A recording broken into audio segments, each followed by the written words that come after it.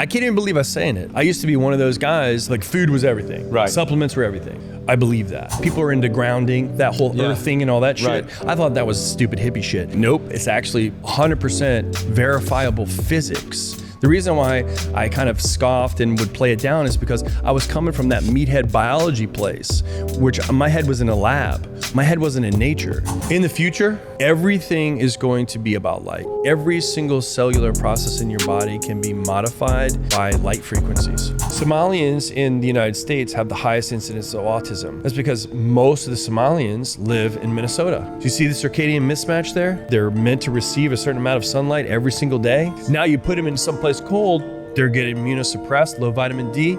What do you get? Autism. It's fascinating to me that we can live in a world where something like the sun is seen as, toxic. Where did we go wrong? It was probably when sunscreen was invented, right? Yeah. Anything that's truly healthy, they want to get rid of. They do. You know why every single artist like Kurt Cobain all died? You want to know why? They were under blue light all the time. They were awake all night. They weren't awake to see the sun. They had a horrible relationship with light. They tried to modulate it with opioids, and they ended up dying of depression or overdose. There's something magical happening with light in every single one of us, and that's the story they don't want us to know.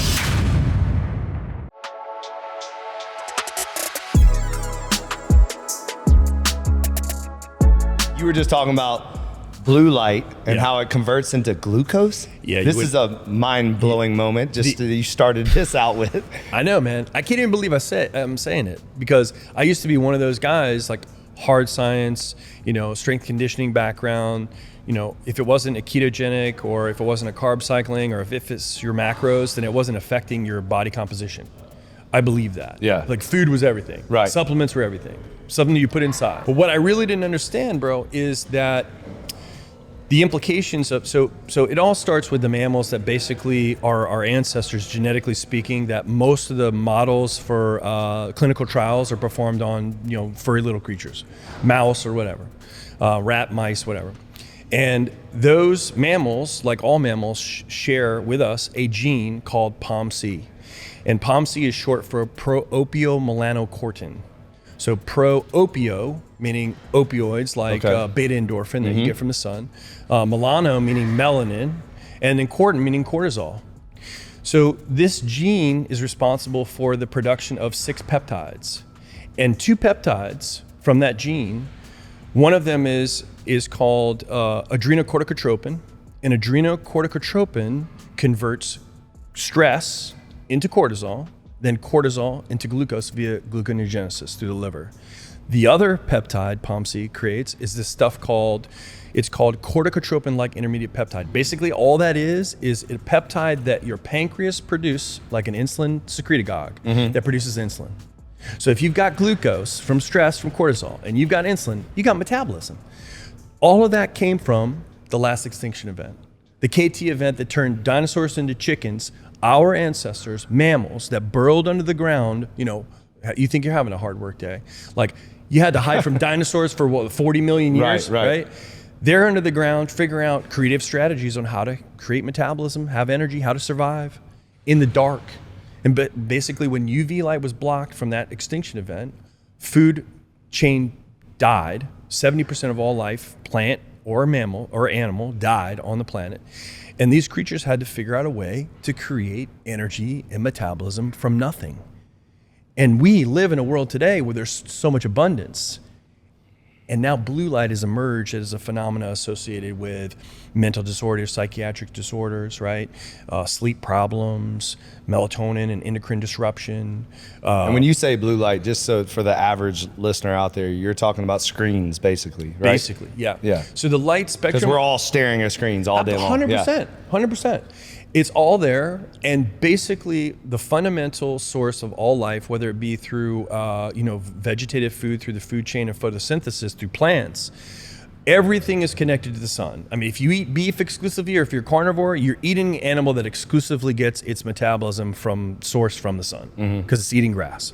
Right. So when you're talking about blue light, you're talking about one sliver of the full spectrum of sunlight that's particularly addictive because of the bandwidth of that frequency is between, let's say, 5,500 and 6,500 Kelvin, which is the frequency the sun emits, but only for a very, very small part of the day.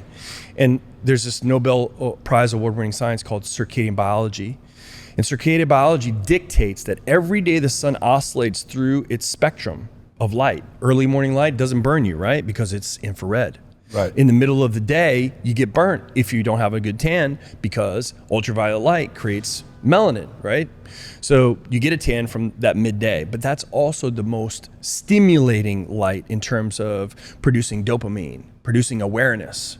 All these machines are all tuned to that narrow bandwidth that grabs your attention. Is that why, like, when you go and you lay out, like, I don't know about you, but like, if I lay out, like, you know, like, you're supposed to tan, right? Yeah. You talking naked, or you talking? Well, not, but you know, in Miami it's legal and all that, but I don't quite do the butt naked. You know, sunga, you know, nice little Brazilian sunga, you know. But one of the things that always frustrates me is I can't relax. Like, it's almost like I get even more energy when I'm laying out. Yes. And it's a euphoric energy. It's it feels great. Mm-hmm. And I saw just recently you posted something. It was cracked me up when you posted yourself versus that Brian Johnson. That guy. Yeah. That was a great post. Thank by the you, way. man. Thank you. Appreciate it. But one of the things that it said was, you know, 1 to 2 hours of sunlight. Yeah. And I'm wearing it too. I 100% agree. Now, I will say this. I don't know if I had that much time to get that much sun every day. I wish I did. I mean, if I had, you know, that would be a great job description if we were lifeguards or something. But, yeah, exactly. But one of the things that just immediately I recognized was the way I feel when I do have the opportunity to go outside and lay out by the pool or take a beach day or whatever. I actually feel my best. And I think that's why the beach is such a great place. It's also the salt water and just getting in the water in general. But maybe speak a little bit about that, like the impact of sunlight. Well, so you have these things like, you know, Brian Johnson's a big advocate of big tech, right? He believes that, you know, transhumanism, immortality will be obtained through living in a lab and, you know, exposing yourself to an experiment, 30 doctors and all this stuff. Right. But that contradicts the laws of nature and physics. And I don't think that nature shares Brian's biases about longevity. I think it's clear that there are 5 zones on the planet called blue zones. These blue zones have the highest concentration of centenarians, which are people that live over 100. And when you look at the way these people live, you understand why they live so long. Number one, they're close to the equator. So their solar exposure is very constant. They don't have long winters like if you lived in Sweden. They don't have particularly long summers. It's just baseline, nice and steady, not much range in the oscillation. So good solar exposure. They also live near the ocean. So to your point, so there's something unique about us as humans is we have eccrine sweat glands. No other primate does. And those sweat glands allow us to perspire through our hands and our feet. And what perspiration is predominantly made of is sodium chloride, the same shit that's in the ocean. So when you have a negative ion exchange, people are into grounding, that whole earth thing and all that shit. Right. I thought that was stupid hippie shit. I was like, this is just some, you know, guy who got high and was like, it feels really good to take my shoes off. I was like, nope, it's actually 100% verifiable physics. The reason why I kind of scoffed and would play it down is because I was coming from that meathead biology place, which my head was in a lab. My head wasn't in nature. And physicists will tell you this, that there's linear optics and non-linear optics. So non-linear optics is the study of things in the cosmos, like in space, in the natural environment, because we're not closed loop systems. We're open loop systems. Right. You walk out of here, you're exposed to the sunlight. You go up the street and you grab something, there's bacteria. You get some food, you know, get an empanada, that beef may be from Ecuador. You're exposed to things, you're open loop. So this idea of, you know, being in a lab, it's contrary to the laws of physics. And blue zones, I think, prove it conclusively that you're supposed to be in nature. You're supposed to be getting those negative ions, those electrons exchange, not only through, you know, your hands in the water, but through your skin, through melanin. Melanin is a wide-base semiconductor. Black attracts all heat, visual and non-visual. So when ladies like to wear black, you know, leggings when it's cold outside, it's the exact same thing.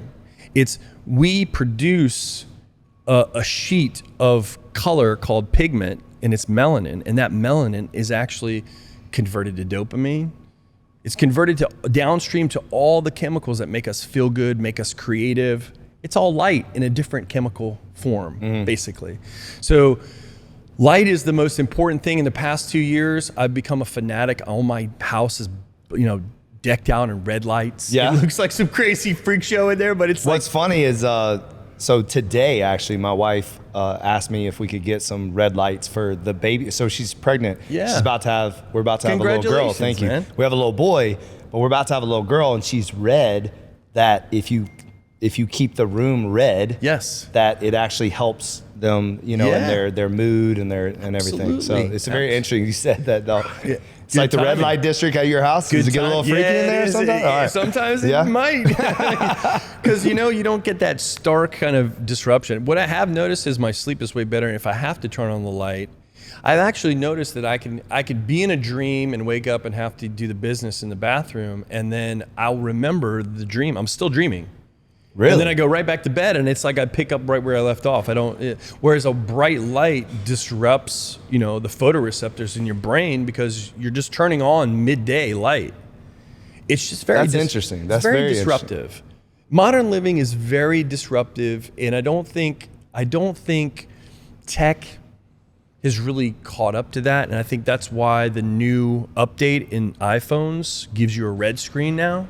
Really? Yeah, I haven't gotten there's the new a new update. Paul Saladino talked about that the other day. He did a post on it. But in the future, everything is going to be about light. Even medications.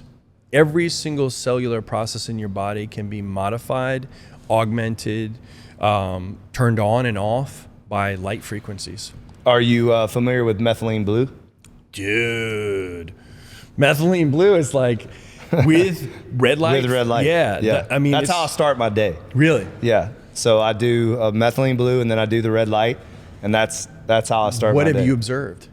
I think my mental clarity, like it's almost like a light switch, like I'm turned on, and that's why like my mornings are so important, because it's the only time I really have where it's just me in the mornings. I mean, sometimes people are here at the gym, but if I'm in my office upstairs and I'm in the red light, and then I get out, and it's just the focus. Like it's kind of hard to explain because it's such a personal thing. Right. It's not a caffeine energy or anything like that, is it?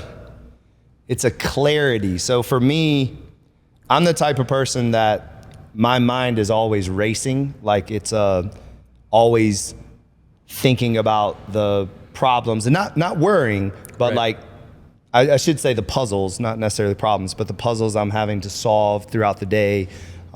The people I'm having to manage, the conversations I know I'm about to have or that I have already had. So it's this constant talking to myself all day long. And I think that's the one moment where, I also do prayer and meditation. And so it's a little combination of just having a lot of clarity to be able to take on the day. And it is like a light switch. It's like your brain gets, my chiropractor and I talked about it, because he describes it very similar, that it's like you just, like it's very, because when I wake up, I am at a place, I think I go so hard and I'm getting older that I'm not really waking up like I used to. I'll be honest. Like I used to wake up and just freaking bounce out of bed and be like, let's go. Now it's a little bit of a struggle to get up, like, so no days off. Yeah, it's like, here we go again. Yep. A little Groundhog Day-ish. So I think it's one of those things that helps get it going, like get that day going. So what about you?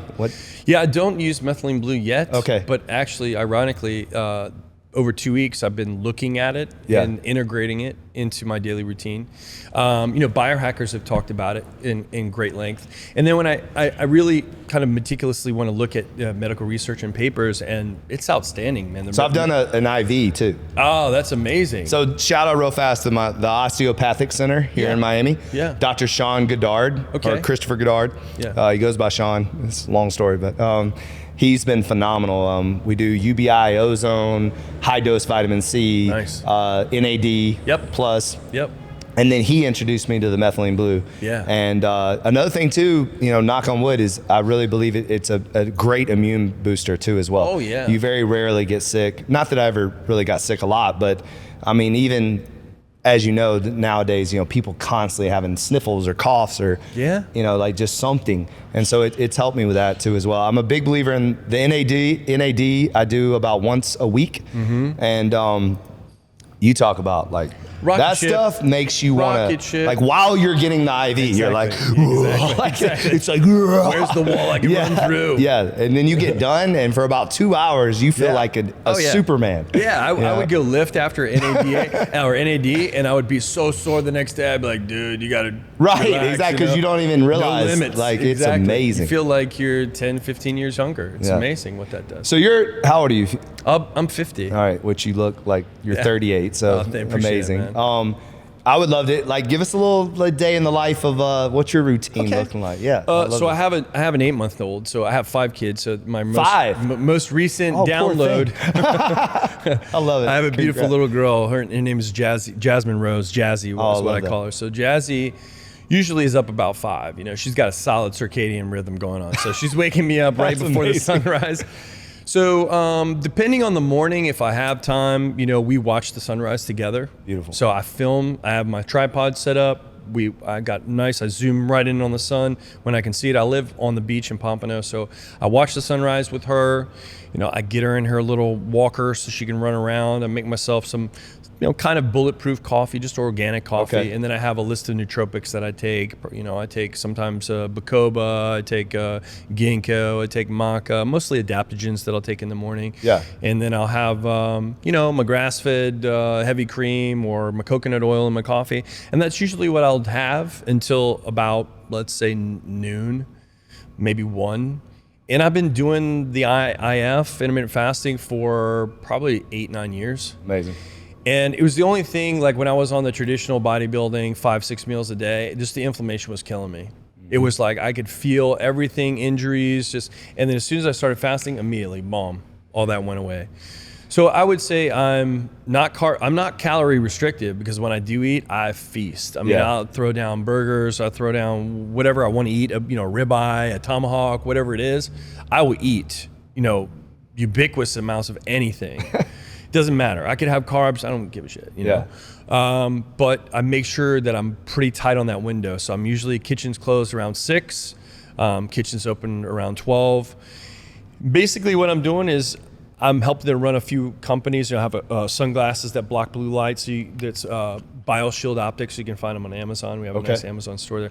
And then another thing is, so I had a pulmonary embolism that was induced by a genetic condition in my heart. 2015, I was intubated. I was in a coma for 5 days. It was a pretty interesting time in my life. Wow. I went from 225 to 185, 10 days in the hospital. I actually extubated myself without knowing how to do it. I did it myself on my birthday. So I basically saw myself above myself, jumped back in my body, having no idea that 5 days had passed, pulled this intubation tube off, and was awake and coherent. And this is in the hospital. This is in the hospital. Yeah. This is like 3 a.m. on my birthday. And when you say, hold on, you got to go back there. You can't just randomly say. You said you saw yourself. I did see myself above. You were above and you saw yourself. I was disembodied consciousness. I saw myself, and I was able to verify the 2 people that were in the room on night shift the next day. So it wasn't a hallucination. It wasn't anything. In fact, there's a researcher that actually does a very interesting thing where he'll mark the bed, because he does a lot of trauma calls where there's a high incidence of mortality. Okay. So he puts tape with different shapes on each bed, because he has a high incidence of people claiming to have out-of-body experiences or near-death experiences. So it's consistent. A lot of those people come back and they're like, yeah, you have a star over here and a triangle over there on the bed, because he tapes it and he tracks it. So I wish I had that. I would have been more credible in the physician's eyes. They don't want to deal with all that stuff, but I really did see myself above myself. I really did extubate myself on my birthday, and I really did feel like I was born again, man. I was really born again. So that led to the development. 2015. So that led to the development of, I did a muscle and fitness cover and a spread for this whole incident and how you can recover and the best ways to recover. We're talking about sauna and all these different things. But I developed an antiviral essential oils respiratory product that you nebulize. This whole viral sidal therapy thing where people put stuff in their sinuses and to detox their sinuses and stuff. So I developed this product you just spray in your hands and you nebulize the vapors. And when you nebulize the vapors, inherently the qualities of those antiviral oils will basically disinfect the sinus. And you know from PCR tests, all those viruses, they all incubate right here. People start getting sick here, they get in your throat, and then they get in the lungs. So that's to arrest this whole area and to dilate through the nasal pathway the nitric oxide. So you can get nitric oxide just by breathing through your nose. So that was something that I was like, oh, this is perfect pre-workout supplement, helps with, mental clarity while you're training and reinforces good respiratory habits while you train. Wow. So, and of course I had the personal story to back it up. Right. So I leveraged it to get into muscle and fitness, and they did a little write-up on my product and muscle and fitness. So that was all pretty cool. But most of the stuff I focus on every day is, I have online clients that I work with a psychiatrist in New York that has he's a hero. Dr. Jeff Ditzel, shout out to Dr. Jeff in New York. He basically, he's a former combat veteran colonel in the Army who's a practicing psychiatrist in New York City, in the financial district in Wall Street, and basically just helps people walk off the ledge, helps them back off the ledge, every day he's dealing with people that want to kill themselves, and he's very effective at preventing that. And so I work with a lot of his patients to, once they do go through, let's say, for example, a lot of the subjects go through ketamine therapy, where that's the last resort, where, typical pharmaceutical routes don't work and they're resistant to treatment, puts them through ketamine. Ketamine increases neuroplasticity, makes them very, very receptive to new programming. Okay. So, what's your thought on ketamine? I mean, for this, okay, for this, it sounds like it's, a viable option. Yeah. What about, I'm seeing it recreational? Well, not even recreational. I'm seeing it at IV clinics that they're doing it. What's your thought on that? Well, dosage is a big thing. I mean, traditionally it was a dissociative anesthetic that was used in the battlefield, actually, for people that were mortally wounded. This is a peaceful way for you to deal with pain and die. It's a basically. tranquilizer, It's a tranquilizer, yeah. Because I remember back in college, we'd be cooking in our kitchen and K-hole. So that's my experiences with it, and that's not a good experience. I don't think that was in the curriculum at college, but yeah. I'll never forget my brother went tubing while on ketamine. You lose motor skills. Yeah, exactly. Can you imagine? Could have drowned. Exactly. That's right. Whatever most technical thing you should be doing that has the most dire consequences, let's go for that and do ketamine. Right, exactly. Not a good combination.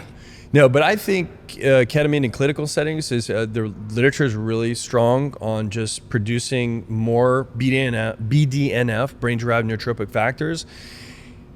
Basically, it's the metaphor is this, every one of us has movement pattern disorders or movement, patterns that can be dysfunctional. Same thing with our thought processes. So ketamine for me is kind of like fresh powder. You go skiing in Vail and you see all the routes that go down. That's your brain. That's the patterns that you have. But ketamine comes and just dumps like a fresh coat. So now you have to negotiate down the mountain differently. And the process of doing that, of re-engaging with all the pre-existing relationships, forces you to do it more efficiently, differently. So you approach everything that you're connected to in your life differently from that perspective, using that intervention. So if you have trauma, then it kind of resets everything. So you're not focused on the trauma. 100%. You're going from a clear. Yes. That's amazing. And with training, that's where I integrate into his practice, is that when people go through that, they realize they can modulate their endocrine system, dopamine and serotonin and everything that your body creates just by engaging with your environment differently and having a different mindset, incorporating flow. Because if you incorporate flow psychology is this thing where you're look, to initiate flow, I need, skills to resistance, right? So I walk into something I know I can do 1,000 times, I'm not gonna get into flow. Right. I can do it, it's easy. But I need something that challenges my skills a little bit. If it challenges my skills a little bit, I have to unlock new neurons. I have to unlock new connections.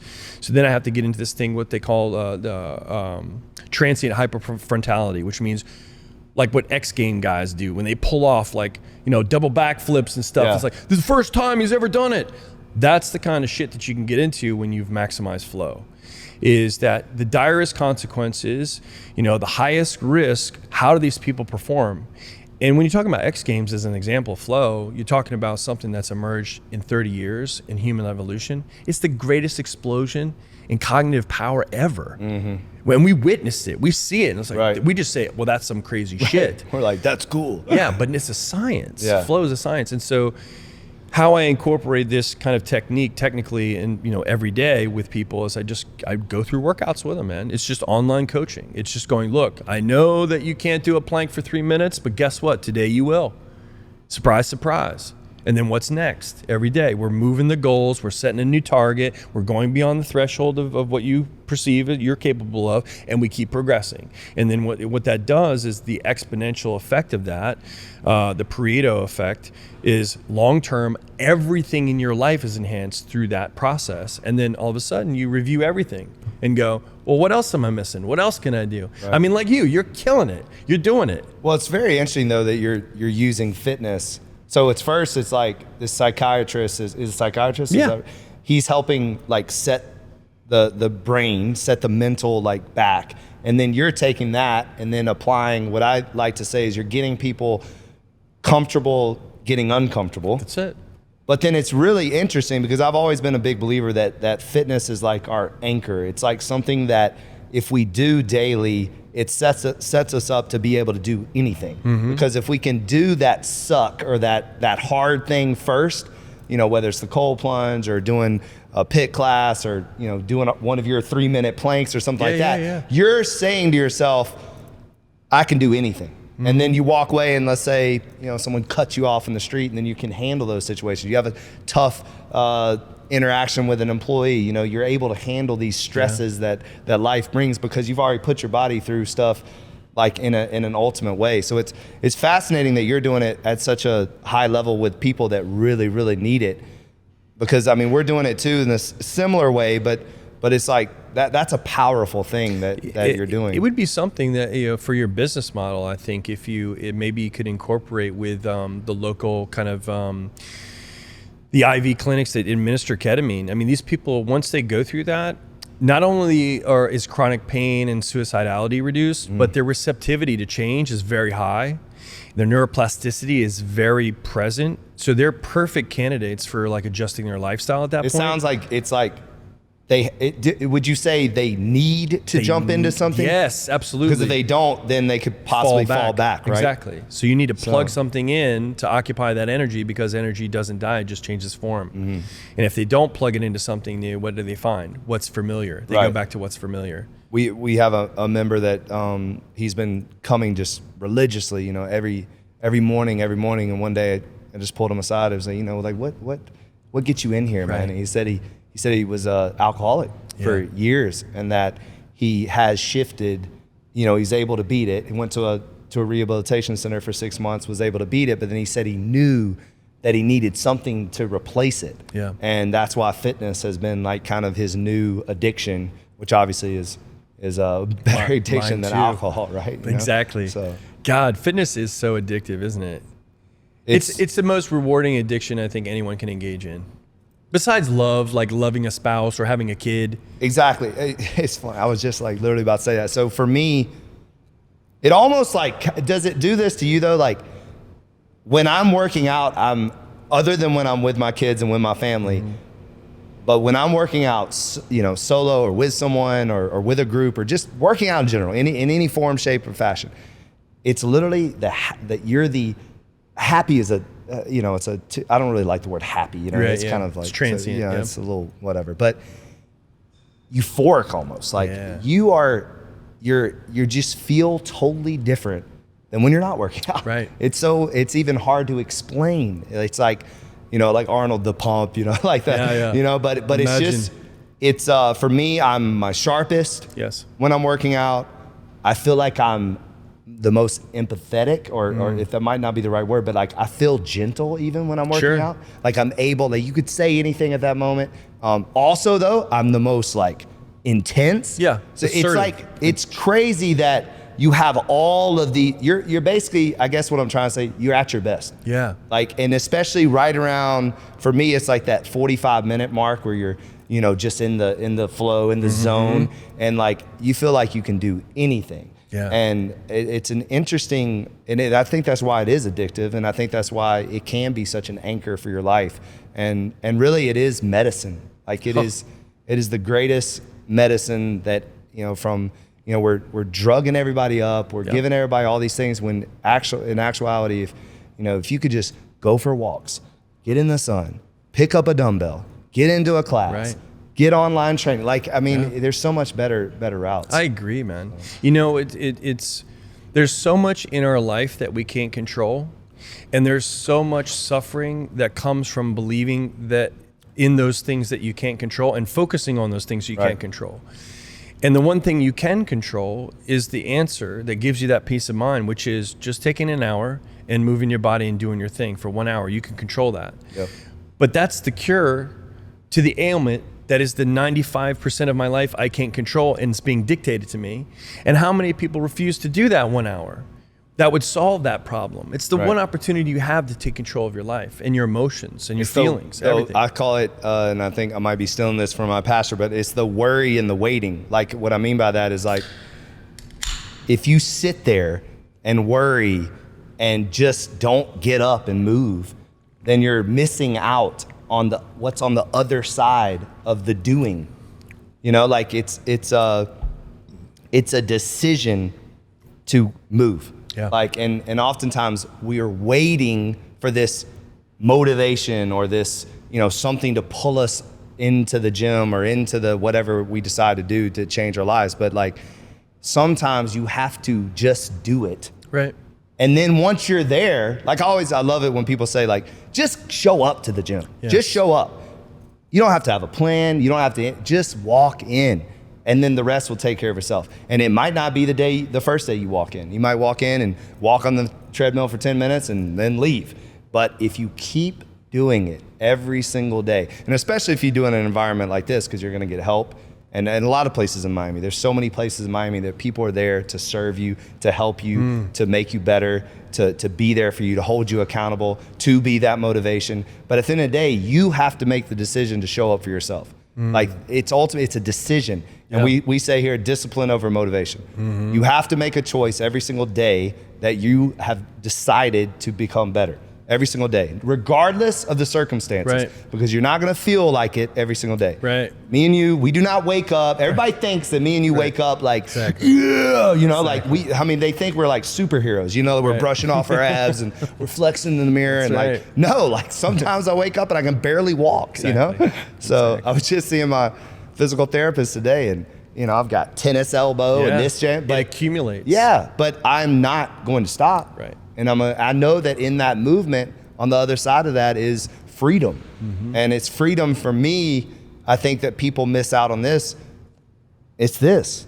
Like, there's so much freedom that comes with what it does to your mental clarification, your mind, your thinking, you're able to handle stress. Like, fitness is so much more than the body. It is. It's just so much more. Yeah. Those intangibles that I think are hard for people to understand is the non-participants or the NPCs in the world that don't really, you can't explain it. It's kind of like what my pastor said to me one time. It's like for the non-believers, no explanation will suffice, but for the believers, like, there's no explanation needed.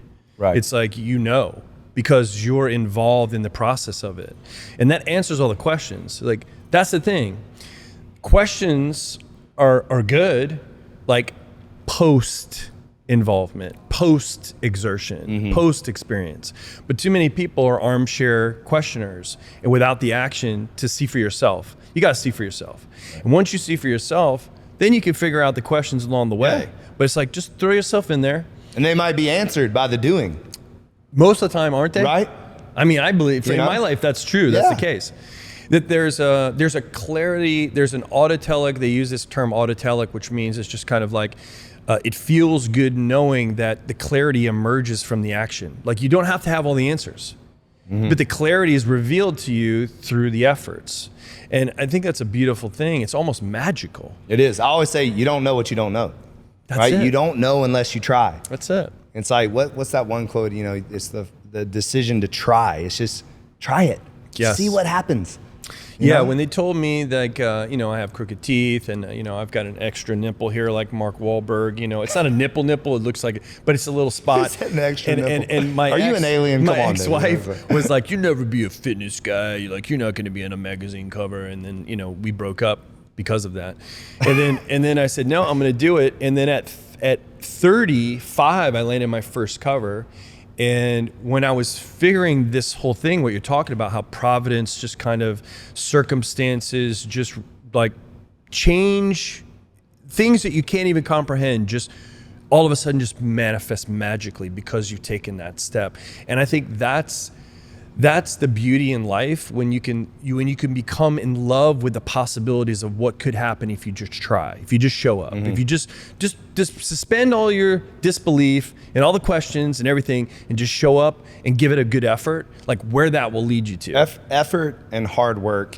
I've never ever met anyone that is committed to effort and hard work that it doesn't work out for them. That's right. That does something, a door doesn't open, an opportunity doesn't happen.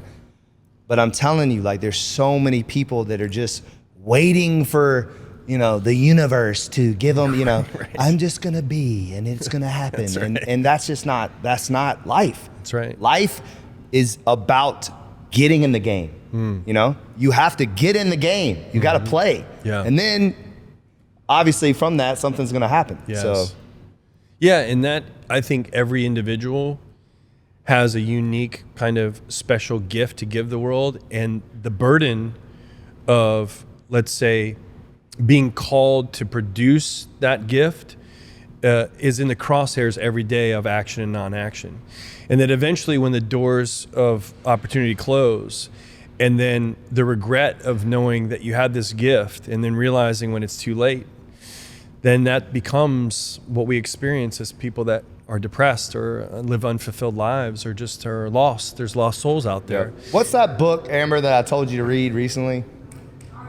The Art of War. Have you read that one? Yeah, exactly. No, not that one. It's similar, but it's The War of Art. Yeah. The War of Art. The War of Art. Yeah. Yeah. I've heard You know the book. what I'm I talking haven't about? read You that would one. love that. Yeah. So it's basically how we get stuck in the fear of the what ifs. Like, instead of, like, we have this creative inside it. Let's use singing, for example. Like, singing is, and Amber can relate to this. So, you have this gift of singing, but singing is you're putting yourself out there. Like, Right. you talk about a vulnerable thing. Right. Like, it is it's tough, right? And That's so, but a lot of times people that can sing, they never sing. Right.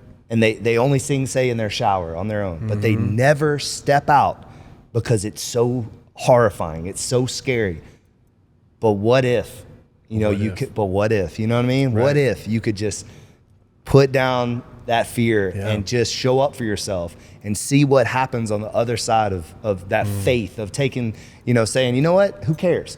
Because, and then that's where the greatness comes from, is like being vulnerable to, maybe it doesn't work out. But at the end of the day, like, who cares if it doesn't work out? Like, that's what I never understood. So if you're a guy, let's say you're a surfer, a guy or girl, whatever, and there's a tsunami that's hitting this coast of Florida, right? And you're the only soul that gets out there to ride that sucker, and you don't ride it all the way, you crash and burn. Are you still people are still gonna say, look at this crazy person, this is amazing, this person's doing this. Everybody's gonna remember you for the effort that you put in, even if you crashed and burned. Yep. I mean, look at Evel Knievel. The guy wrecked more than he could succeed. I know, right? And he's famous for... Well, almost all, if you really look, like the Michael Jordan, I missed 9,000 shots in my Babe career. Ruth struck out more times than he hit home runs. It's amazing if you really examine all the just absolute greats, the heroes. They have way more losses than they do wins. They do. Way more. But it's because they try constantly. How do you, as an individual, how can you handle that and know that failure is a part of the process of success versus failure is something that defines you as a person? Right. How do you brush that off and be like, I'm still going to have the same optimistic attitude I did yesterday when I failed miserably.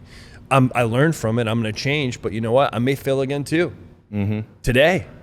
But at the end of the day, I feel like you're perfecting your craft, and maybe, just maybe, you're failing because you're being called to a very specialized craft, Right. not an everyday craft. Well, if you're failing at something that's difficult, then that's what's supposed to happen. Exactly. So if you're failing at something that's easy, then you probably shouldn't even be attempting it anyways. But so like most things that you fail at are difficult. Like if if the challenge was me and you walking up these stairs, okay, that's, we're going to do that.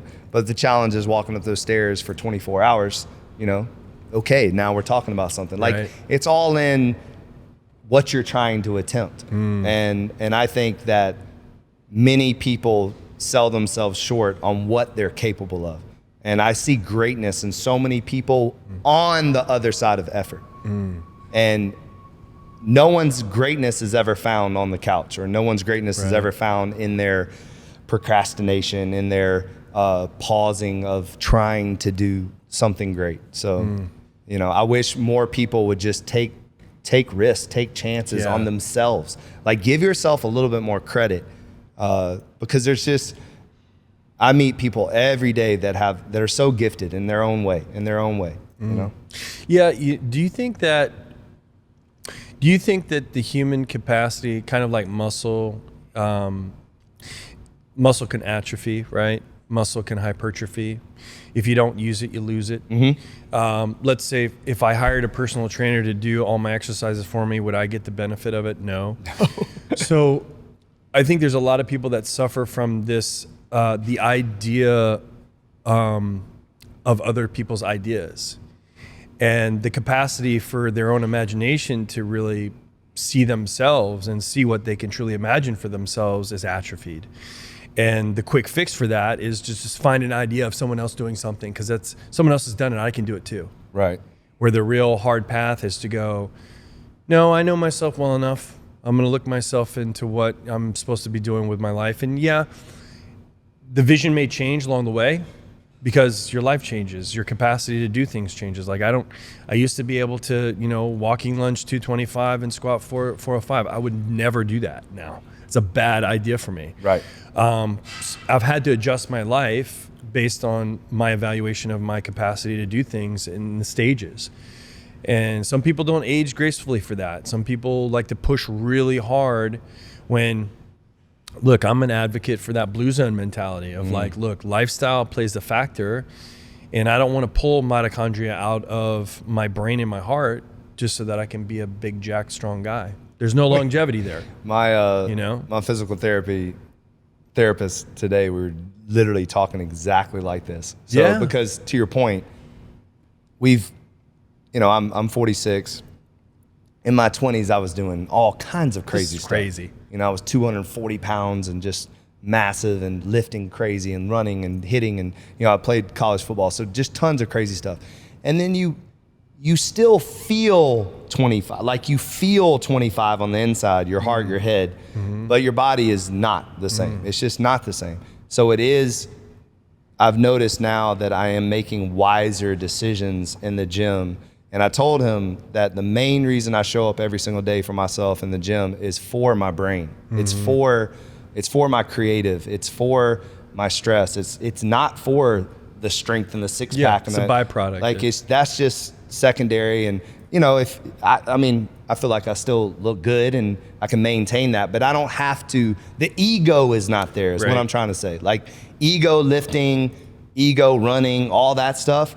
It's gone. Like, and I've felt it come back. You'll see like one of your 26-year-old trainers, and you're like watching them, do something. You're like, maybe I should go over there and show them what's up. And then I quickly say to myself, don't do it. Yeah. But back in the day, not even probably 3 years ago, I was the guy that, Same here. Yeah, I would watch somebody do like, set a bench, and I'd be like, can I work in with you? And then do like, let's go together. Let's double reps they did, just to be basically a jackass, really, like if you really think about it. But yeah, they're definitely not lifting like that anymore. Also recognizing that I have a 4-year-old. You have 5 kids, so I have a 4-year-old. I have a baby on the way. I want to be able to run around with them, and be mobile, and not be in pain, and be joyful around them too. Like be enthusiastic when They want to be outside all day long, you know, playing in the dirt and the rocks, wearing themselves out. and They wearing don't wear you themselves out. like we want to be present. That's right. You know, that's so important. And if you're hurting yourself every day in the gym, you're not going to be very nice and to your kids. No, you'll or to your turn wife. into a digital babysitter real quick. You'll Yeah. hand them an iPad and just then you'll ruin their brain, and that's it. And there's no way I'm going down that path. Me either, No bro. way.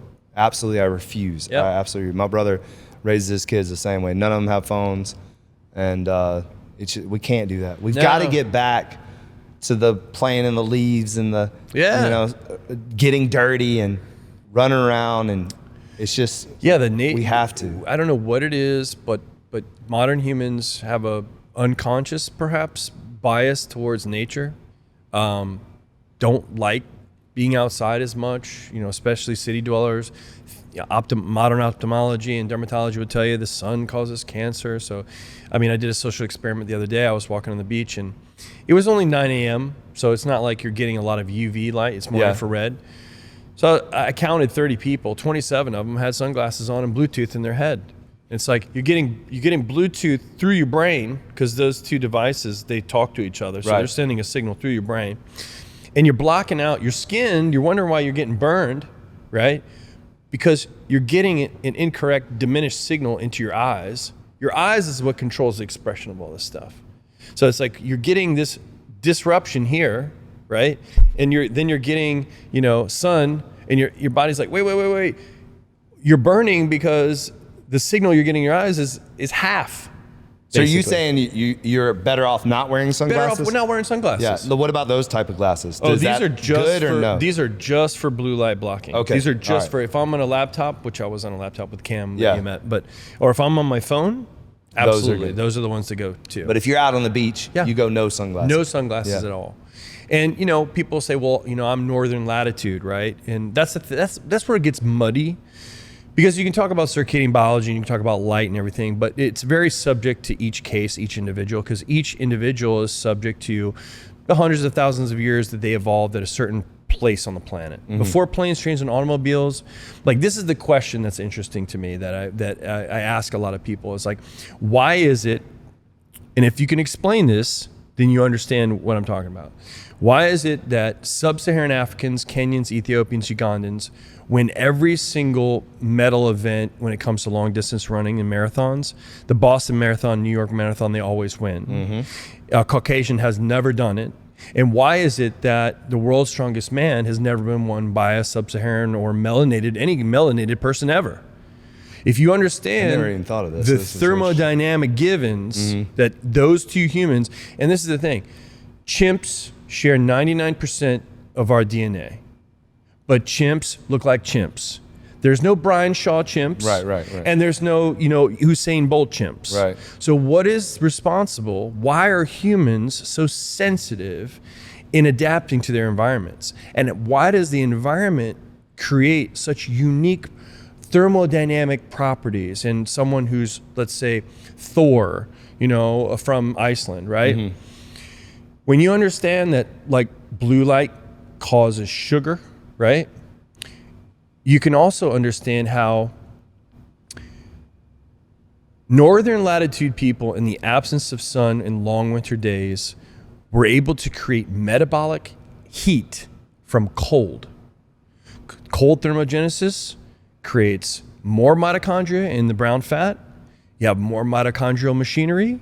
You have more of the components to heat your body in the presence of cold. So you're basically creating heat from cold. Now, is that why the whole, like, there's this new crave with, like, have you seen, like, the cold mitts? Yeah. Of people, like, putting their hands in the cold and then lifting, and they're stronger? Yeah, exactly. Is that kind of similar? Or? It's similar, but just cryotherapy in general Yeah. helps, let's say, there's a spectrum. It's mostly the type of genetic phenotype, the type of background genetically that would live or has ancestry that lived in northern latitudes that had cold exposure. So cold exposure. They benefit the most from cold thermogenesis. But this is the mind blower. I told you about the sub-Saharan Africans and why they always win, because they're getting electron exchange directly from the sun, because melanin is a wide-based semiconductor that takes electrons directly through the skin into the electron train transport, which creates ATP. So they're literally light as food, UV light, and their melanin makes them thermodynamically efficient. They don't have to have any food. So they don't get tired. They don't get tired. They run forever. Right. They go right past the carb Gatorade thing. They just keep running. Right. Well, uncoupled mitochondria, the uncoupling effect of mitochondria, they're not as thermodynamically efficient, but they created this adaptation where more brown fat, more mitochondrial machinery from brown fat and metabolic, and then you had only the substrate of food available was animal fats and proteins. So what do you have? You got Thors, you got monsters, a lot of body heat, a lot of metabolism, protecting themselves from cold. They don't have to run from lions. They have to worry about freezing their ass off. Right. So that is So that's why they're produced huge and massive people that are so strong. I wonder why are we seeing all the Russians dominating MMA? That's a an work interesting ethic thing, Yeah, right? yeah. That's Because they're wrestling bears at age 3. Exactly. Like, They're Khabibing. Yeah. They're Khabibing. But the other anomaly in the anthropological record of humans is Sherpas. What? Sherpas. Sherpas. I'm bringing the Sherpas to the podcast. So Sherpas are basically, they live in the steppe of the Himalayas. Yeah. And they're basically this unique ethnic group in the Himalayas that have been exposed to high latitude, cold, and UV light from the albedo effect, from the reflection from the white. Those 3 factors, they're the strongest people pound for pound on the planet. Really? Absolutely. Look into The it. Sherpas. 150 pounds average, 5'6". They can carry 3 times their body weight. Where did you find this? 10,000 feet. They carry human beings, fat Westerners like us. Yeah. They carry us down 10,000 feet in the cold with no oxygen, limited oxygen. Right? Under stepping on rocks and ice. They're the strongest people on the planet. And the reason why is because of the thermodynamic givens, the environmental factors that attribute to it. You're kicking on all cylinders because you're talking about UV light, high UV light. You're talking about cold, so cold thermogenesis, so more mitochondria. And then you're talking about more hemoglobin, low oxygen. Right. So all those factors together produces the most, and they're not muscular. They have a balance between fast and slow-twitch fibers. They're not big. So do you think there's a lesson in this from a longevity protocol standpoint that we can, you see what I'm saying? Yes. Because all I'm hearing now is how can I mimic this and how can I, right? Biohack the Sherpa. Yeah, but how do we biohack the Sherpa? That's it. Hyperbaric chamber. Okay. Right? Cryotherapy and saunas. And the infrared or UV light exposure. Yeah. You can do all those things. Yeah. So, You're talking about the real Brian Johnson biohack to use the biological thermodynamic givens to increase the thermodynamic efficiency of the organism, because it's all about energy. If you can be more dynamic and more efficient with energy, upregulating energy, downregulating waste products, expanding, contracting, dilating, constricting, all of those factors, all those things in play. Do you think there's a specific protocol that's better than others, or do you think just fit it in? Yeah, I mean, I'm sure there's. Yeah. If we broke it down. Joe Rogan had David Goggins on his podcast. I think it was his most recent one, where he mentioned that he knew a guy who was diagnosed with prostate cancer. Okay. His PSA was really high, and instead of getting the biopsy and going through all the very invasive kind of protocols, he said, you know what? I'm 55 years old. I'm going to just try, lifestyle changes. I'm going to see what happens. One of his friends told him, you should try cryotherapy.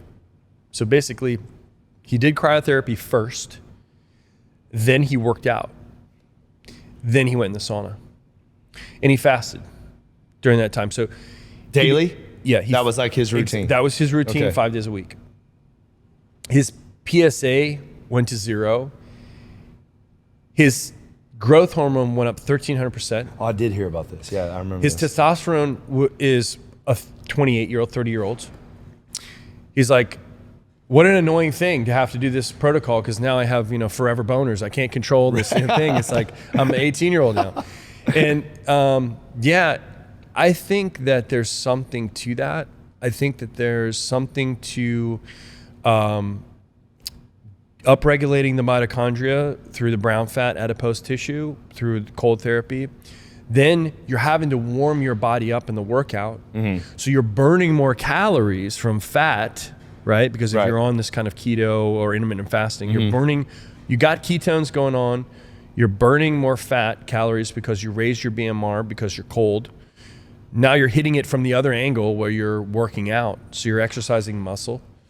And then as long as you're exercising muscle and then you're using heat post, which stimulates growth hormone, now you've just created the environment to be ultra receptive to, everything that controls muscle anabolism, everything that controls, metabolism efficiency, everything that controls endocrine function. All those things are just like primed.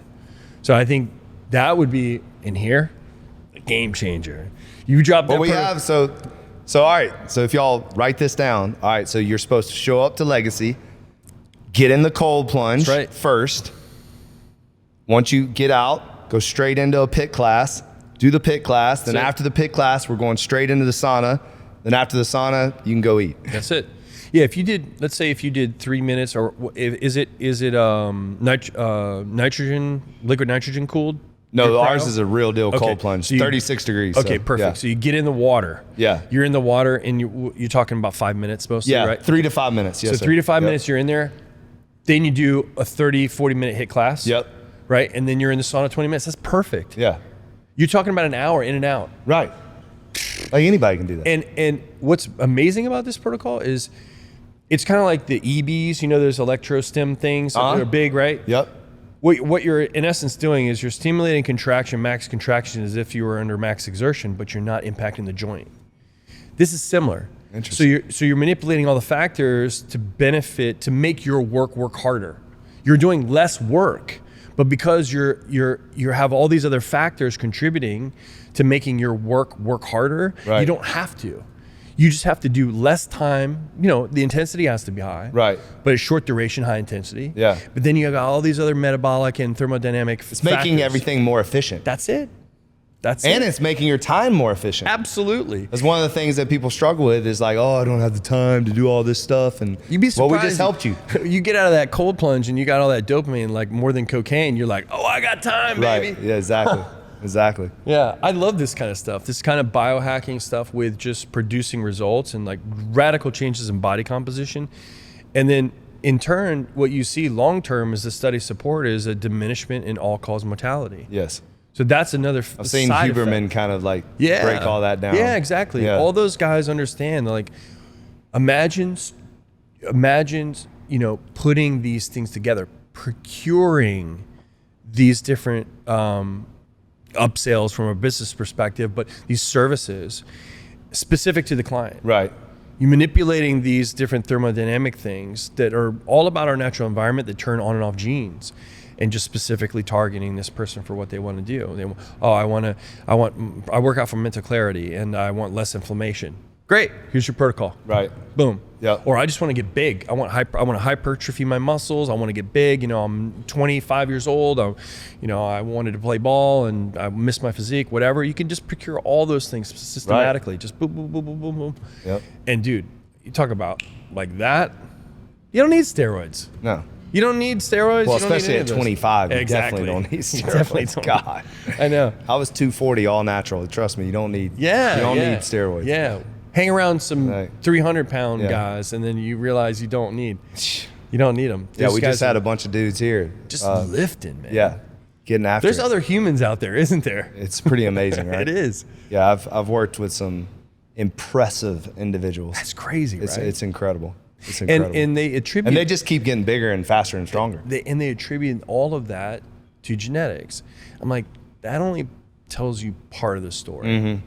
It doesn't tell you the thousands of years where that person was specialized in that environment where they're from to get those attributes. Right. Like that. Now they're in a different. Like, for example, Somalians in the United States have the highest incidence of autism.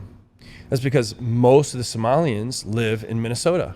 Do you see the circadian mismatch there? Mm-hmm. Sub-Saharan African people, they're melanated. They're meant to receive a certain amount of sunlight every single day. They never missed a beat for thousands of years. Wow, and then you put them in someplace cold. They're getting immunosuppressed, low vitamin D. What do you get? Autism. Wow. Yeah, dude, there's an answer, a circadian answer for most Neolithic modern diseases out there.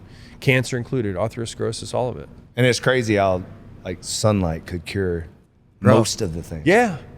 But when you just think about how there's this big ball of energy out there that we just take for granted every day, no one looks at it unless there's an eclipse in the news. Right. It's always there. It's always there. Well, and then also it's all you know, all this cancer, skin cancer. Yeah. Well, think about when skin cancer really took on. It was after all the sunscreens and after all these lotions that they wanted us to rub all over our bodies. Right. So before then, there was no such thing as skin cancer. There wasn't such a thing as sunscreen. And it's interesting too, when the largest, so the society that has the largest incidence of skin cancer, I believe, is Australia. And what's interesting about skin cancer is you have light-skinned people that are under high solar exposure and they get melanoma and carcinoma. They get hyperpigmentation. They get brown spots. White people get brown spots when they're exposed to too much sun. But do you know what melanated people, dark-skinned people get when they don't get exposed to sun? Hypopigmentation, vitiligo. They lose their pigment. Really? Like Jada Pinkett Smith, she's turned white. Michael Jackson turned white. It's because they're not in their circadian appropriate environment. They're avoiding light. And when the melanocytes don't get the signal from the sun, what do? They have to be pulled into the body because what's fucking mind-blowing, excuse my French, You're fine. is, have you ever seen melanated people? I've got a few friends. They're, East Indian, Pakistani. They're completely gray, right? Those people, they never get in the sun. They're diehard businessmen. Even though they have melanin, you can clearly see it, but they're never in the sun. Their body's pulling out melanin from their hair because your brain is priority in your body. Number one, every adaptation in human existence is all optimized for our intelligence, for our brain. And you have in your brain this stuff called neuromelanin. I thought melanin was just a pigment expressed on your skin and your eyes and your hair. Come to find out, there's a place in your brain called the substantia nigra. That place in your brain is full of neuromelanin. And that part of the brain will pull melanin out anywhere to keep that part of your brain melanated. Because when you find that that's missing, you have Parkinson's, dementia, all of these neurodegenerative diseases. Anytime you open their head, they've got no neuromelanin. They've got no substantia nigra. And that's another side effect of us avoiding the sun. Yeah. It's another side effect of just sitting for 50 years. My dad was in front of a screen. He would go to work. He'd come back. He'd look at the screen every day. Right. And he was a melanated dude. My dad's, got Arabic in his background, but sun was not his friend. I'm like, not your son. I'm in the sun, man. Yeah. I know where I come from, man. Right. You know what I mean? Well, we live in Miami. We got to enjoy it. You got to, man. And Golly. if it's a great pain reliever, right? Because of the beta endorphins. Yeah. It produces nitric oxide, so it lowers your blood pressure. There's so many effects. It produces melatonin, so you can sleep at night. Right. It produces dopamine, serotonin, every happy hormone you get from the sun. We're wired to be connected to the sun. I don't know why there's some I don't know if it's a peptide or a drug or something, but there's something that bodybuilders take that makes their skin... Melanotan. Yeah. And it also, the side effect is it gives you huge boners. Erections, yeah. That's another effect. You get erections from the sun. Right. Yeah. Which is a great side effect. Exactly. There's nothing wrong with it. Exactly. Unless you're a guy like me who already has 5 kids. Yeah, easy, Tiger. Right. No, you don't want any more. Where's the eject button on this melanotan? But it's fascinating to me that we can live in a world where something like the sun is seen as, toxic. And I think that speaks to the larger kind of psychosis that our societies are under, where we think that wearing sunglasses when you're when you're outside is the appropriate thing to do, but not wearing blue blockers when you're exposed to artificial light all the time is like weird. Yeah, like you're a weirdo. Like I'm a weirdo. Yeah. Oh, you're one of those orange glasses guys. What are you, a biohacker? You're in that cult, right? Right. And I'm like, No, you guys are Yeah, the cult. you're the cult. Wearing the sunglasses. Right. The Ray-Ban ads and Chanel ads are selling you the sunglasses. Mm-hmm. Of 30 people I saw at the beach, 27 of them had sunglasses on. And I'm like, man, you don't get it. Yeah. The sun is not toxic. Right. You're robbing yourself of the appropriate signal. When do you think, where did we go wrong? Like, when do you think there was because there has to be, because again, it was probably when sunscreen was invented, right? Yeah. Like, and I truly believe, and they're trying to kill us. That's my personal thought. So, dude, I'm there with you. I think anything that's truly healthy, they want to get rid of. They do. You know? There's a family, you can look it up. They're called the Shackler family. The Shackler family worked with Purdue. They were the largest producers of opioids. You know what the Shackler family did before they got into opioids? Sunscreens. You know where sunscreens are in the drugstore? They're right next to the checkout where the pharmacy is. If you know what opioids do, they occupy the same opioid pathway that the beta endorphin acts on as a pain reliever from the sun. You know why every single artist like Kurt Cobain and Chester Bennington all died? Janis Joplin, they all died of heroin overdose. You want to know why? They were under blue light all the time. They were awake all night. They weren't awake to see the sun. They had a horrible relationship with light. They tried to modulate it with opioids, and they ended up dying of depression or overdose. There you go. That's actually an interesting take, yeah. It's all there Yeah. in popular culture. It's laid out in front of us. But they would call me a conspiracy theory. But the Shackler family did get involved with opioids, and they were the largest producer of sunscreens. And they're right there when you walk in, and they're telling you, buy your sunglasses, wear your sunscreen. Right. The sun Every is drugstore. toxic. Every single one. Especially in Miami. Dude, it's the biggest conspiracy. Yeah. I believe it's the biggest gag order on the fact that everything needs light. Everything needs light for optimal function. Right. Everything. And that's why this, all the science on photobiomodulation and like methylene blue and all those things are there. And that's in the medical literature.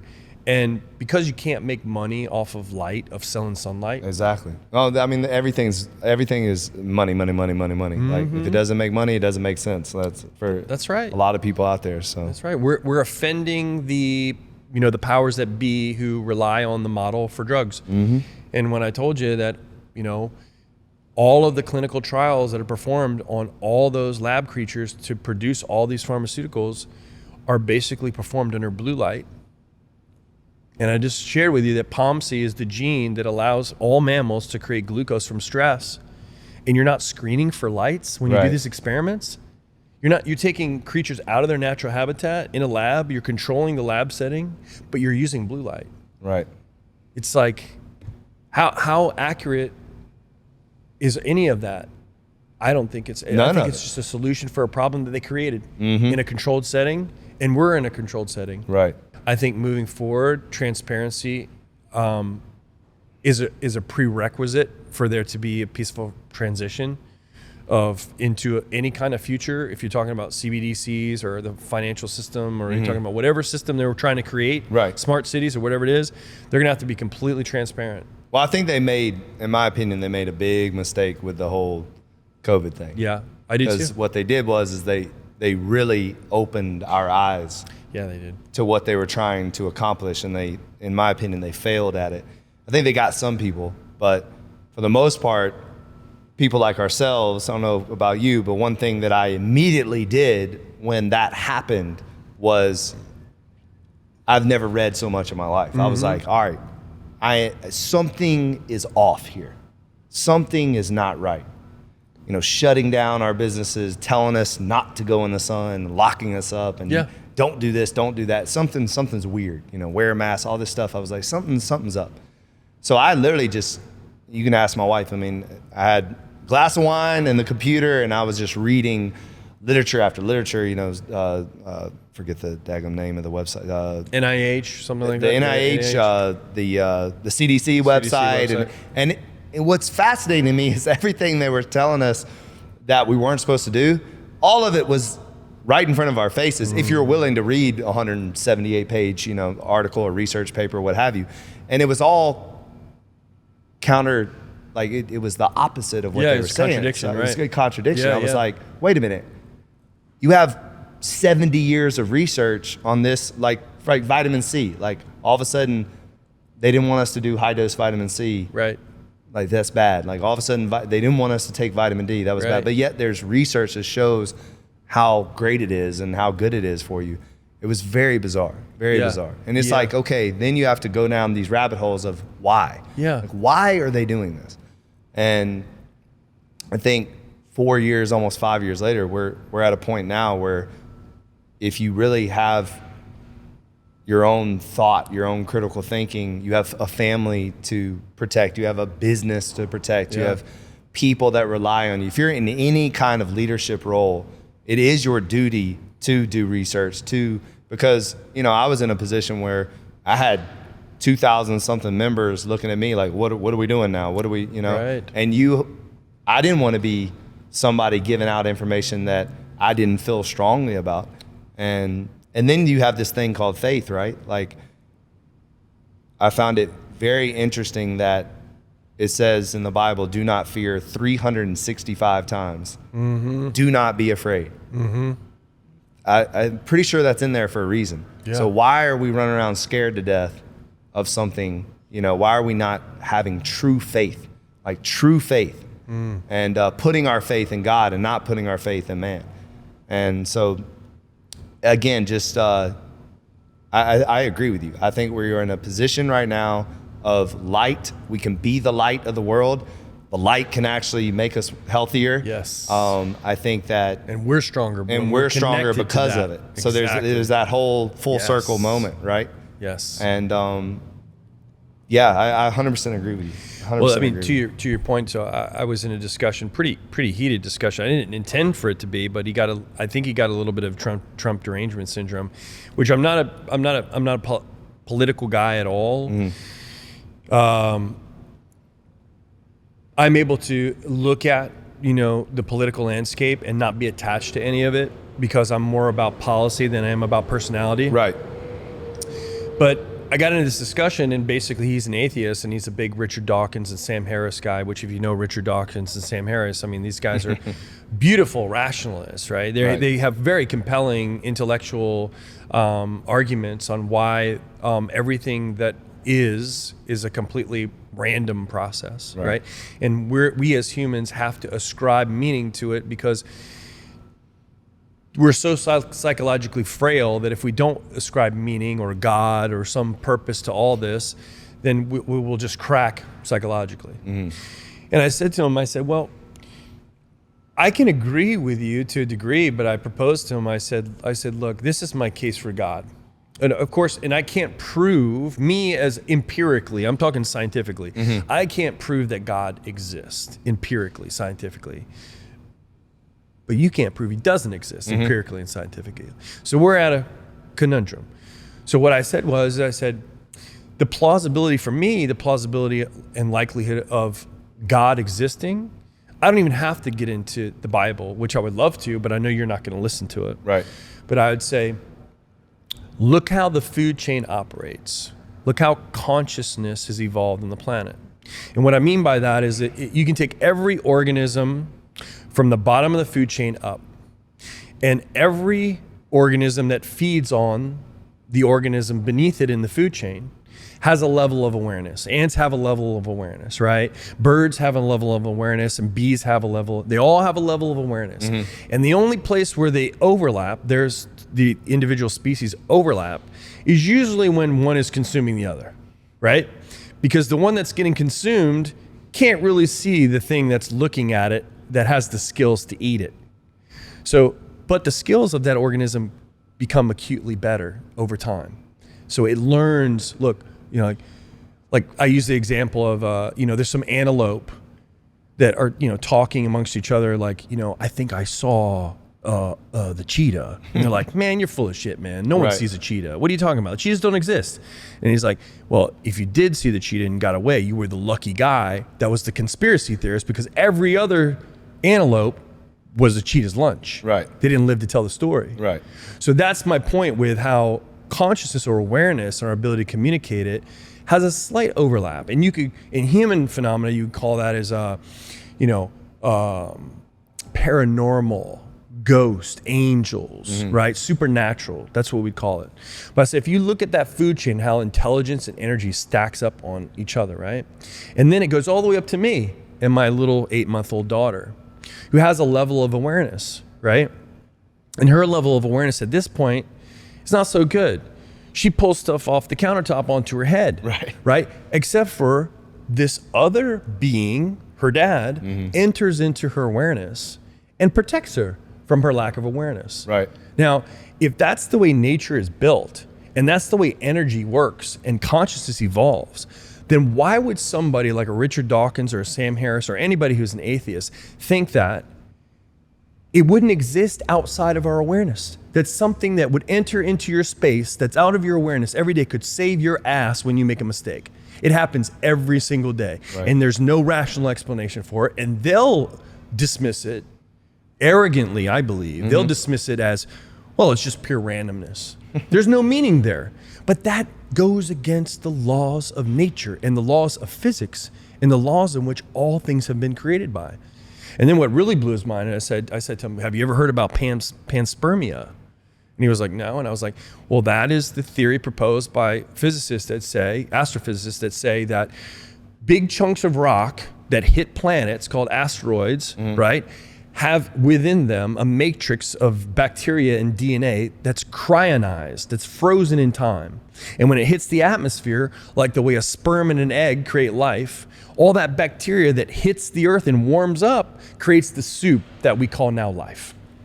I said, you could say that that's an evolutionary process and that God is not involved in that. But I could also argue that that's a fractal representation of what happens, how we create life. So that same structure is consistent if you go macro or you go micro. Who designed it? Who designed it? Right. And that's where his argument runs out. Because there's more evidence in the scientific literature to prove the existence of God than not to, in my opinion. Right. And the other thing that blew his mind is when we talked about the light, is there's over 1 billion biochemical reactions that happen every time you breathe in your body, and no biologist can explain what causes it. Well, there's a guy named Fritz Popp who created a machine called a photomultiplier that looked at every organic cell, whether it be plant or animal. It emits light. And what's responsible for what these biologists, cellular biologists, look at? They can look at a cell, they can look how how mitosis happens, how it divides, and the sequence of life, and how organs are formed in that whole process. Right. But they can't see that there's an invisible switch called a biophoton, and that light is everywhere, and that's what triggers the cascade of observable cellular, phenomena that we call, life. It's all triggered by light. All of it, every single bit of it. And it's proven now. This guy's a physicist. His name is Fritz Popp. You can look him up. Yeah. He's in the literature. He proved it. No one wants to talk about it because the domain of light goes outside of their optics. Right. They can't talk about the optics. There's an invisible world that's made of light. Some people can see it. Some people can see auras. Some people see angels. Some people don't.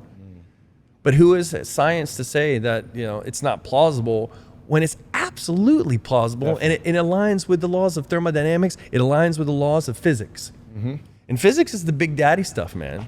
That's like the daddy of science. Have you seen all this stuff? What's the actor's name that was in Hustle and Flow? Have you seen Talking some about of his? the DNA Yeah. and the frequency resonance and stuff. It's really fascinating. Terrence Howard. Yeah. I've been watching a lot of his stuff on YouTube. I had no idea he was as smart as he is. He's smart as a whip. He's blowing people's minds. Yeah, he's blowing people's minds. And he's probably pissing a lot of people off. Oh yeah, for sure. No, people don't like it when you disrupt the common. Well, you see, every single medical model is based. So when Einstein said, this is what's fascinating. When Einstein said E equals MC squared, this whole podcast, it could just be about this. When I learned E equals MC squared, I was thinking, oh, well, this is just some abstract thing in space. It has no relevance to life. But light is here. And what happens when light, everything is made of light. Like all of this is energy just waiting to be released. If you want to experience the release, let's build a bonfire and everything here will light up. You can create fire with everything. It's energy is released. Right. But what's beautiful about E equals MC squared is energy is equal to mass. Energy is equal to mass times the speed of light squared. That whole speed of light squared thing, I was thinking, I don't get that. But how can energy be equal to mass? And then when I understood that when light touches your eyes, the frequency of light, the specific frequency of light, touches your eyes, it creates matter, mass, things with structure, molecules like dopamine, serotonin, melatonin. All of these things have carbon structures. They're all have molecular structures in chemistry. You can look them up. Those are the building blocks of what things are made of. It's created from light. So when I understood that energy is equal to mass and that light is through the photoelectric effect, which is another thing Einstein got a Nobel Prize for, your skin, heat is created because light is exciting electrons. That's how heat is made. So you put something out in the light, you have something dark, you could have, on a cold, freezing cold day, you could put a black car in a bright sun, it would get hot. Right. That's how that works. So there's something happening with light. There's something magical happening with light in every single one of us. And that's the story they don't want us to know. That's the energy source of all things. And do I believe that there is a concerted, coordinated effort to obscure the sunlight, for Bill Gates to block the sun, for us to not be light focused in our life so that it can attribute to greater yield from big pharma? Absolutely. It's not a conspiracy. Absolutely. Right. It's all engineered to create lower vitamin D levels. We got 1 billion people in the world that are low vitamin D. What does that mean? Higher incidence of hospitalization, higher incidence of getting sick. Have you seen the cartoon Wall-E? Yes. The robot? Yeah. Yeah. Isn't that fascinating? Dude, we're living That's it. exactly, We're that's living like, we're living it. Exactly. Yeah. The Matrix is a documentary. Yeah, exactly. Exactly. So the rabbit hole with all this stuff, and in terms of training and all this stuff, I mean, I would encourage people to have good circadian habits, which just means, you wake up in the morning at 6 a.m., the best time to work out is between 12 and 5 o'clock. The best time for your central nervous system to lift heavy weight is around 4 or 5. In the evening. In the evening, really? The best time to go to sleep. Cortisol is highest in the morning. Cortisol and melatonin are on opposite sides of the spectrum. Cortisol wakes you up, gets you going in the morning, so it's important. But to have cortisol at night, which is why the phone is just completely disruptive, is carcinogenic. You want melatonin in the evening. That's usually secreted around 9 p.m. That oscillation of coupled systems, light and dark, male and female, cortisol and melatonin, testosterone and estrogen, all of those are coupled systems that allow everything to work. This is where the whole gender dysphoria phenomena really just confounds me. I don't understand it. Every machine in here, the microphone, it's all made with a nut and a bolt. Right. Exactly. That's how you put things together, guys. Yeah. It's like if you uncouple the nut and the bolt, you got nothing. You have no civilization, no society, no male and female, no human. I think we also, for some reason, we've gotten away from celebrating our differences. Yeah. Like it's a good thing that we're different. Yeah, man. Trying to make everyone equal is just, I don't get that. Well, like I celebrate my wife because of that she's completely opposite of me in every way. Yeah. And it's such a beautiful thing because I learn and I gain from that. Yeah. If we were exactly the same, oh, dude, it would be miserable. I don't want another me. Well, maybe in business, but that's it. Yeah. To that point exactly, I think the problem, at least in my experience, is when you say that I disagree with this, it infers that you're that. Like, let's say I disagree with, whatever position on gender affirming surgery. It doesn't mean that I don't think that people have a right to determine their life once they're 18. Absolutely. Right. Or let's say if I'm right leaning on a subject and people are on the left and, I say, well, I don't like Joe Biden's policies or whatever. And they say, oh, you must be a Trumper. Like, you must be a right-wing lunatic, like de facto. Well, I think what's happened is I truly believe that more people are similar than different. Yeah, we're in the middle. Okay, there's so many people that are more right down the middle than we realize. But what's happened is it's gotten so far left and so far right that it's like you almost have to pick a side. Right. Because if you don't, then you're put in a side anyways. Instead of actually having conversation and finding the similarities in our differences, like coming to common ground. Because I truly believe if we had the conversations that we need to have, we'll find common ground. Yeah. And you can find common ground in almost Health anything. and fitness. Right. Right. Like who's going to to disagree? Like when you look at the evidence that the sun is bad for you. Exactly. You know, And how unless you're could you- under some like, kind what's of the mind control argument there? Exactly. Exactly. Yeah, we're all under it. Right. You know, we got to deal with it. It's Right. good for you. I completely agree. I think that's where, if you can take the emotional charge and not be kind of married to your ideas and really just practice the Buddhist way of detachment and just listen and then not make assumptions about we what the other certainly need person's- more listening in this. Yeah. Most people listen to talk instead of listening to listen. Like, active listen to learn. Yeah. You know, I think, I mean, what I would like to see is an opportunity to actually hear a conversation of what it looks like to not agree, but then to find a place that you find a happy place to be, if that makes sense. So like me and you could disagree on whether the bench press or the incline bench is better for your chest, right? Development of your chest. And then we give our points, and then we come to a place where like, oh, I see where you're coming from, and you say, I see where you're coming from, and then that's it. We don't even have to agree. Right. I could still say that bench press is the best thing. You could still say incline is, but at least I get to hear your point. I think now we've gotten to a place where nobody even wants to listen to the other person's perspective, and that's not a good place to be. No. Because there is different perspectives. There is different ways to think, and it's okay. Yeah. But if we just are fighting each other all the time, we're never going to get there. And the thing I hope that everyone realizes is that for you to be Manning, for you to be authentically yourself, depending on who you're talking to, you have to risk offending them by thinking for yourself. Like you might, just by virtue of being you, might say something to someone that may hurt their feelings. And that's not your intention. Right. That's just how they receive the information through the filter that is the way they think about themselves and life. And it's like that was very important for me to understand that like there's a toxic kind of thing. I mean, people can say, Andrew Tate's toxic because he's teaching people to, just talk a lot of shit. He's saying some outlandish shit. you Right. know? And he's, let's be real. The guy's he's a very smart guy. Yeah. He's using the algorithm. He's using outrage.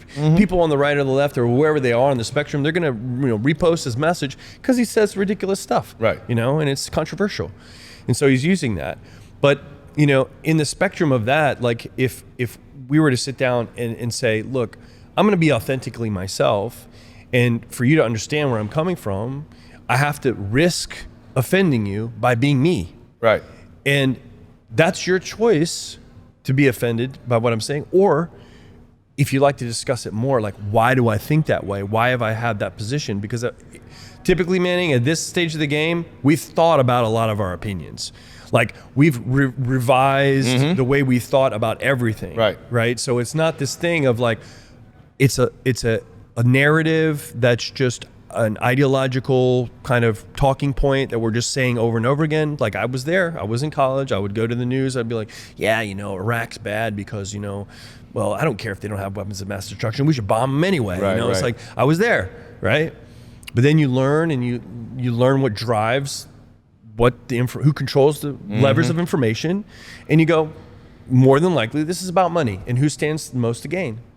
And so as a businessman, who stands the most to gain. And then you realize, well, if we're about having a conversation, we can both gain in this conversation. But if the transparency is there, the honesty is there, and I have to risk offending you by telling you what I really think, and if you really want to understand how I think, and maybe how you can add this to the way you think, and I can add what you think, Right. then we could come together. And this could be like an amazing opportunity. Like, there's so much energy to be unlocked, I think polarization's good. I mean, the Earth has a pole, North Pole, South Pole. No, exactly. You know, you need both polarities on your battery. Conflict is good. It is good. You know, like one of our required readings for my business is The Advantage by Patrick Lencioni, and it talks about how conflict is good for business. Yes. Because if you're sitting around at the water cooler every day and you're, you know, having these little side discussions and you're not actually talking about what's upsetting you and things like that, and you're never gonna get it. You hear that also too with like marriages and stuff. People that never fight, and then in 10 years then they get a divorce. Yes. And it's because they never actually said what they truly needed to say in those moments. Like, you need to argue, again, healthy, right? You know, not like, you know, being abusive or aggressive or anything, but you need to have these conversations that lead to growth. And the only way to grow is to get uncomfortable. And I think people avoid confrontation because of how uncomfortable they feel. Yeah. But on the other side of discomfort is growth. And that's in working out. That's in everything. That's in everything, right? That's a beautiful way to look at life. Yeah.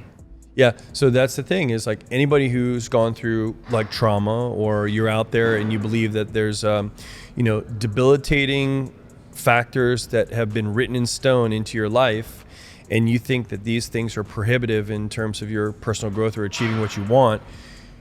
But then when you flip it and understand that actually, let's say those things trigger anger, they trigger resentment, those things that are embedded in you, you feel like you can't control your temper, you can't control this aspect of your life when you're triggered and you're out of control. If you learn how to surf the tsunami, right? If you make sure that the tool that you have is set up so when that does arise, you can actually tap into that reservoir and then have an activity to direct it to, like working out. All of a sudden, a year ago, I didn't have any time to work out. I didn't have any motivation to work out. Now I've got all the fucking motivation in the world, because every one of us have trauma. Every one of us have issues. Every one of us has abandonment problems. Every one of us has insecurities. Every one of us has all of it. Right. And you know, there's a lot of people that, you know, do their very best in the gym to cover it up. And a lot of those people I know have had some hard shit in their life. And I'm not going to judge them for that. They're coming out shining like a diamond. Right. Like, I'm happy for them, because doing the work and going through the process, that's where you earn the respect. And if you don't do it that way, and you're sitting back and thinking that, you know, your circumstances define you, then that's a victim mentality. Yep. You know, and they don't. You have every ability, especially with coaches and great entrepreneurs like yourself, building communities where you have plenty of people that can support you along the way. And that's the thing with me, man. I just want people to just try and see, imagine a future for themselves, let the light into their life, you know, have a vision for themselves maybe they didn't have. Be surrounded by people with vision. Vision is contagious too. You know, all these factors, you are a product of your environment. You're not a product of your genes. You're not a product of your circumstances. You're a product of your environment and how you engage with your environment. That's epigenetics 101. That's mitochondrial health 101. The energy in your environment will upregulate the stimulus through epigenetics into the signals of your DNA, and you'll become a more productive, happy person. And those things are not talked about enough. Those you can extract and parse out so much valuable information. It's almost like you can create an atom bomb splitting an atom. And people need pre-workout and coffee before they go to work. Or the gym. Right. It's like, no, you're made of atoms, trillions of atoms. And like, there's infinite energy in an atom. How do you unlock that? Right there. Yep. So, brother. Mic drop on that last one. It was amazing.